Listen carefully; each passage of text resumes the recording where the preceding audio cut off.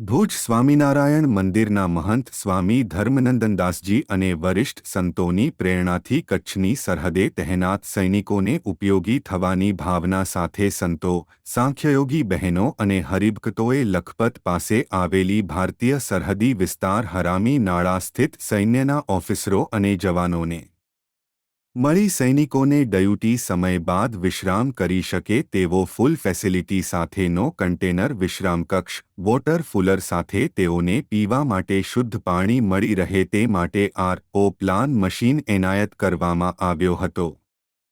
અંદાજિત 4.5 લાખના ખર્ચ જવાનોને પ્રાથમિક જરૂરિયાત અંતર્ગત સેવાકીય કાર્ય કરવામાં આવ્યું. તેના દાતાઓમાં માધાપરના સાંખ્યયોગી બહેનોએ રામભાઈ રૂડાની સ્મૃતિમાં સાંખ્યયોગી પુરબાઈ ગાંગજી અને માનબાઈ માવજી, જાદવજી માવજી ભુડિયા, દેવબાઈ જાદવજી.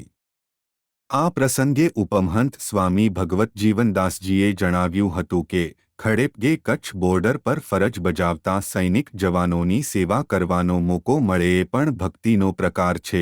જ્યારે પાર્ષદ કોઠારી જાદવજી ભગતે જવાનો સાથે વાતચીત કરીને આશીર્વાદ પાઠવ્યા હતા.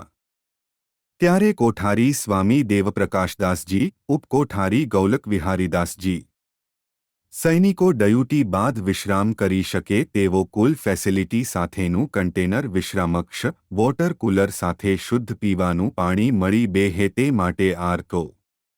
પ્લાન મશીન એનાયત કરાયું.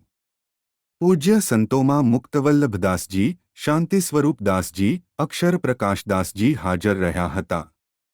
આ તકે હાજર ઓફિસરો અને જવાનોને નરનારાયણ દેવનો ભોજન પ્રસાદ, કેસર કેરીની પેટીઓ, મંદિરનો મગસ અને મોનથાળનો પ્રસાદ આપવામાં આવ્યો હતો. વ્યવસ્થા મયુર વ્યાસે સંભાળી હતી.